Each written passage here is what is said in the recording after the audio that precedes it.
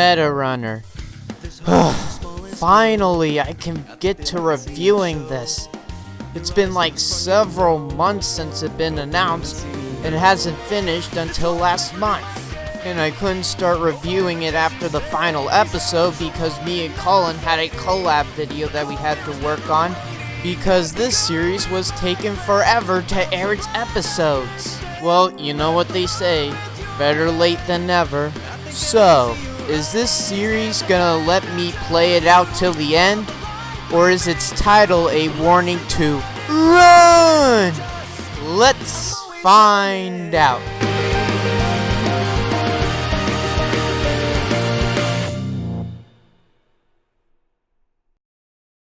The story. This show takes place in a future where the only way that you can get popular is by being good at video games. And not just good at video games, you have to be the master at speedrunning, the best shooter in the world, and even give up your arm to have it be like a robot. Everything was normal until one day, a girl named Tari teleported into a game called Super Coconut Boy, which is just the show's version of Super Mario 64. Nobody has ever done this until now. Unfortunately for Tari, she was under the watchful eye of the evil Tas-Corp, which I'm guessing is essentially EA, but that's just me. And so, Tari and her new companion Theo, which was from Super Coconut Boy, and for some reason he was teleported into the real world, must get away from Tas-Corp and use her ability to stop the evil Tas-Corp. Lucky for her, she meets up with a group of rebels who are also keen to taking down Tas-Corp and showing their true colors.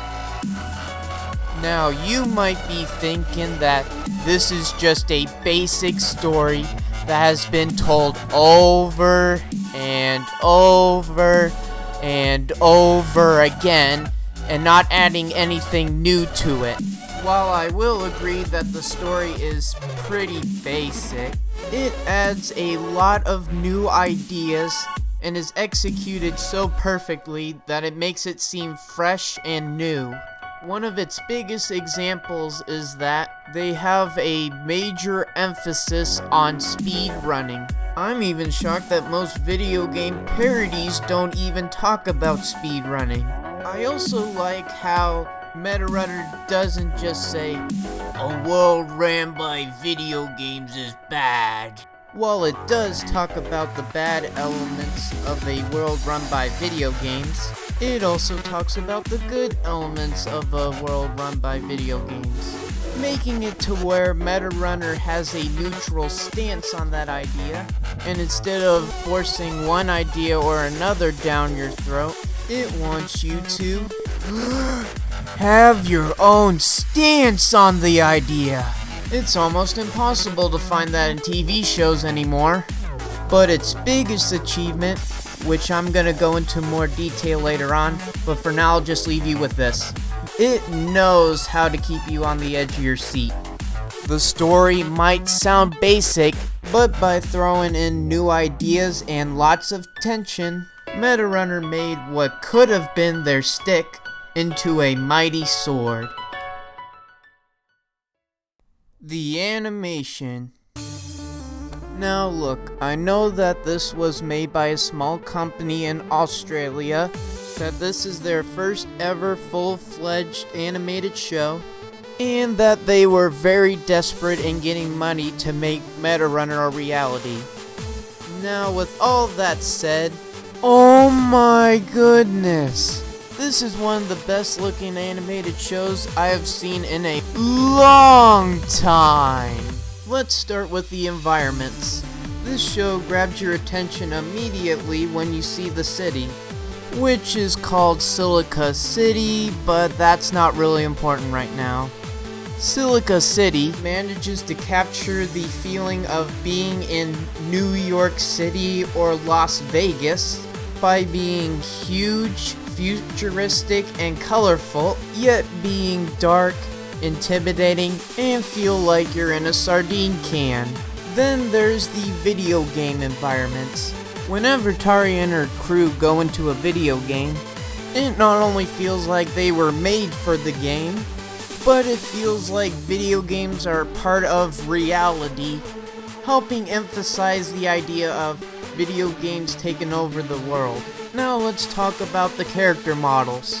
While they aren't perfect per se, each one has a unique design to them to make them stand out. They are very fluent in their actions, have very good lip syncing, and look like they are actually humans. That is, except for Sophia. I'm guessing the animators didn't have time to put the finishing touches on her, because every time she's on screen, she looks like she's trying to sell herself for $19.99 plus shipping. Luckily, she barely shows up at all, and the time she does show up, it's no longer than 10 seconds at a time, so I'll give it a pass. And she made these cute little avatars that are just the most adorable thing ever. Oh, I just want to hug them. Oh. But by far the biggest highlight is the action scenes. They are so adrenaline-packed, creative, fun, and show how much effort the animators are willing to put in MetaRunner. For a small company's first animated show, they have not only shown that they can bring out the beauty of animation, they may be a template for new animated shows. The characters. What is the point of making a show if you can't have any good characters? Luckily, this show has a bunch of rememberable and colorful characters. First, we have our main hero, Tari, who starts out as the shy girl who has lost all of her memory and suddenly has the ability to teleport into games. She will then become the confident hero who must take down the evil Tas-Corp, because what they almost did to her. Next, we have her main companion, Theo, who is the comic relief that not only is important to the story, he adds a lot to it. Matter of fact, he's probably the only comic relief that I can think of where if he was removed from the show, it would hurt the story and it would kill off a lot of character development. Then we have the rebellious characters that call themselves MD5.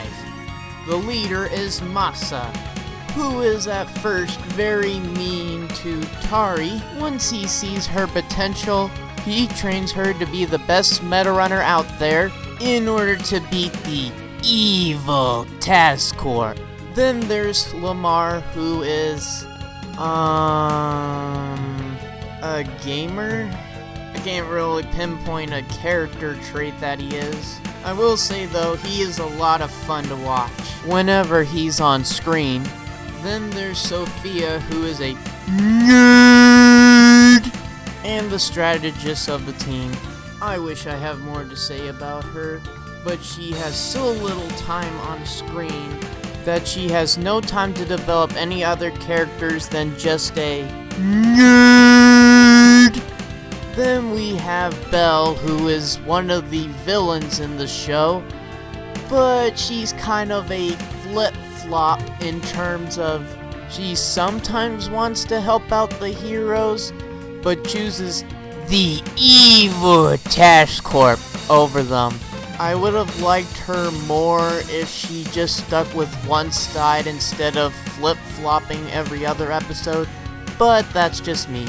Then we have Lux, who is the boss of the evil Tas-Corp.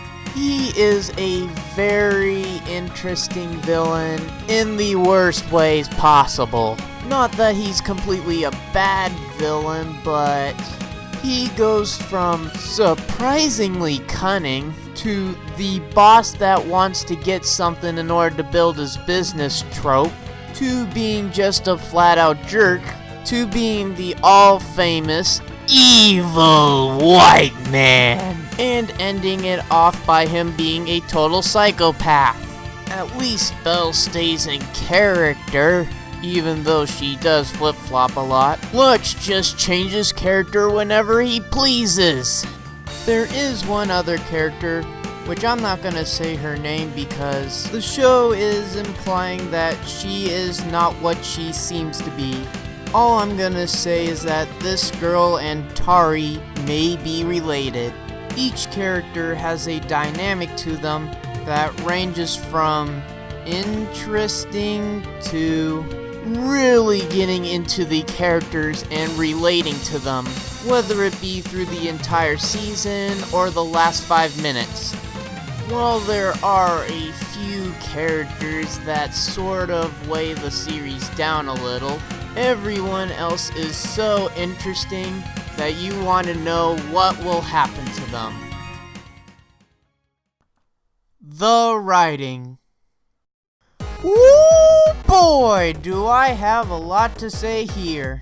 Let's start off with the jokes. This show throws in so many different types of jokes that even people who haven't played video games or even know about video games can still get a good laugh out of it. Of course, since MetaRunner is about a world taken over by video games, there is a lot of jokes about how everybody's lives is affected by video games. And not only are they home runs, they are grand slams. It can be a joke that can give you a good laugh after an intense scene, a joke that may require you to think a little bit, but once you've figured it out, you'll laugh out of your chair, a joke that can catch you off guard, but in a good way, or a joke can throw a curveball and go in a completely different direction. And speaking of curveballs, this show does a very good job of thinking that something will go one way, but go in a completely different direction.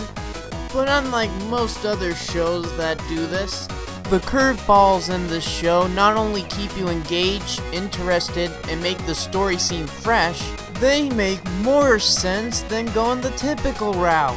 And speaking of that, this show tries as hard as possible to avoid any of the typical cliches you've seen in all other shows. And even when it uses a cliche, it either makes fun of it or it only puts in the good elements of the cliche to make a bad cliche just a tad bit tolerable, or to remind you how and why you like that cliche to begin with. But even without the jokes, even without the curveballs, and even without avoiding cliches, there is just one thing that has been written perfectly. One thing that has been executed so perfectly that this makes MetaRunner not only my favorite animated web series, my favorite web series, and my favorite animated show, but maybe, just maybe, one of the best shows I have ever seen. And this one thing is tension.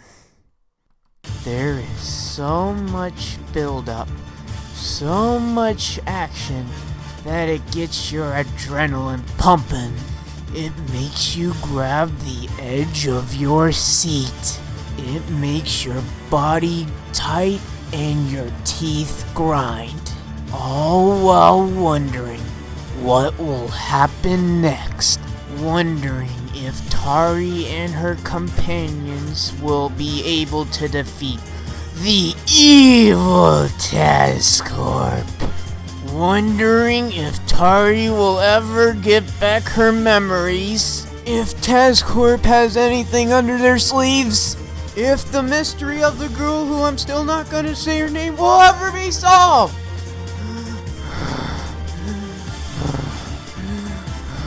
Whoa, I need to take a breath after that. Now, where was I? Oh, yes. The writing was good on its own, but had a whole lot of tension to it, and we have a show worthy of the something very great. Yes, I know I need to finish the review soon. What do you mean, why couldn't I finish it earlier? This show has taken forever to air its episodes. So how can I finish reviewing it when it hasn't completely aired yet? Ugh. Fine. I'll turn it into you very soon. Sorry, that was my boss on the phone. Meta Runner was a show that I was excited for when I first heard about it, but then it got delayed twice, so I was concerned about the quality of the show. Well, not only has Meta Runner met my expectations, it has soared through them. Meta Runner is a pinnacle example of how a small company can not only make a spectacular show, but maybe in say 10 years be one of the most influential shows that I've seen. You can tell that the creators of Meta Runner put in a lot of hard work and effort in order to show what they can do in the web series industry. And it wasn't a joke when I said that Meta Runner might be one of the best shows that I ever seen. At the very least, top 10. And that is why Meta Runner will be the first show ever to get the Ted D. Bear seal of approval.